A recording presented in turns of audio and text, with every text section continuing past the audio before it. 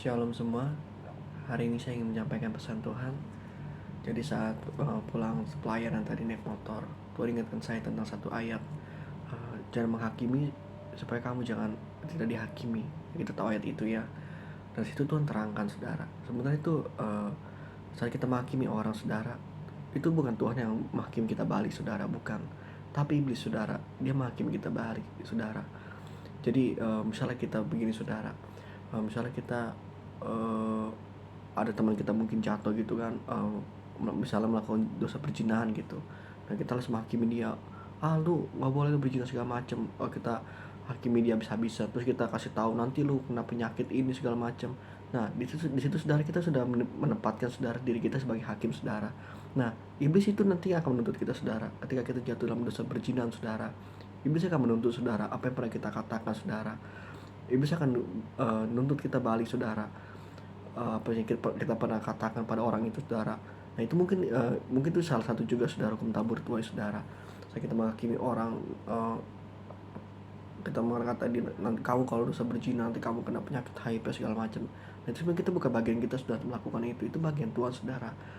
Kita makanya nggak boleh menghakimi saudara. Nah ini alkitabiah saudara.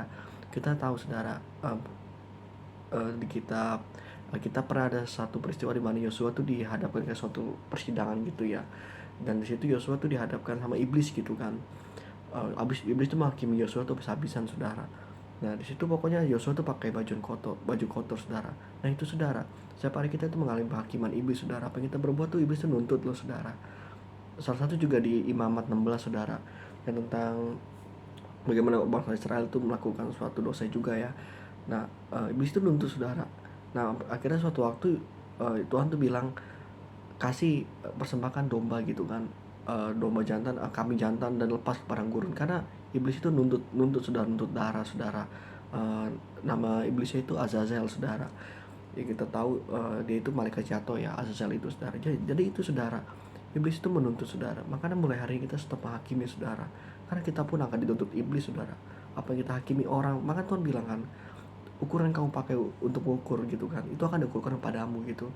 Maka kita hati-hati dalam berbicara gitu kan, dalam jaga omong segala macam. Jangan sampai kita menghakimi saudara, karena buat apa gitu menghakimi gitu saudara. Bukan tempat kita. Apa kita mau gantiin kursi Tuhan saudara, menjadi hakim saudara, atau kita mau dipandang mulia gitu kan, menghakimi dalam hal menghakimi orang-orang yang jatuh ataupun hamba Tuhan yang jatuh. Bukan bagian kita saudara. Mulai hari ini stop saudara. Sebenarnya saya sedih saudara, karena apa? Sebenarnya ini Tuhan udah mau datang loh. Ini salah satu krusial saudara. Kalau kita tahu berita saudara, bait suci ketiga sudah mau dibangun saudara. Lembu merah yang syarat untuk mendirikan bait suci itu sudah ditemukan saudara, dan altarnya itu sudah, altar untuk persembahan potong lembunya itu sudah siap saudara. Ini udah memang detik krusial saudara. Iblis tuh, apa yang kita maksudkan kan Tuhan pernah bilang gitu, kalau kerajaan lawan kerajaan itu akan terpecah saudara. Apa yang kita gitu, sesama hamba kita mencekik, kita memfitnah sama hamba loh, kita sama hamba Tuhan gitu kan.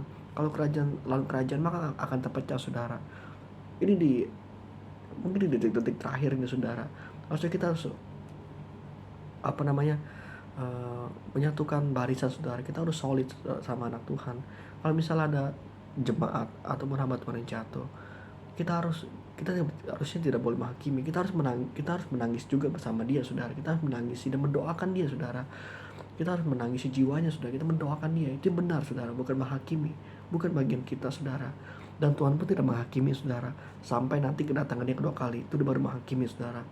Tuhan tuh selama kita masih ada di bumi saudara, itu masih masa kasih karunia saudara. Tuhan tidak menghakimi saudara. Nah masakan kita saudara menghakimi saudara? Tuhan aja nggak menghakimi loh, siapa kita gitu saudara. Ya maka itu aja saudara pesan Tuhan hari ini saudara.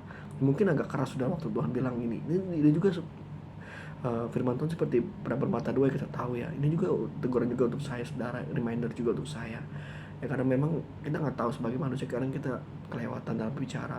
Tapi ya kalau memang mungkin kita kelewatan dalam bicara, mungkin kita tanpa sengaja kita menghakimi ya. Yuk kita belajar mau minta maaf ke orang itu, ke orang yang kita sudah hakimi. Kita belajar minta maaf, rendah hati aja saudara, daripada nanti kita dihakimi, dituntut iblis loh. Ya paling itu aja saudara, pesan Tuhan. Jangan menghakimi supaya kamu tidak dituntut iblis. Jangan menghakimi supaya kamu tidak dihakimi. Jangan saudara, karena penghakimi itu miliknya Tuhan. Itu saja saudara, pesan Tuhan. Tuhan Yesus memberkati.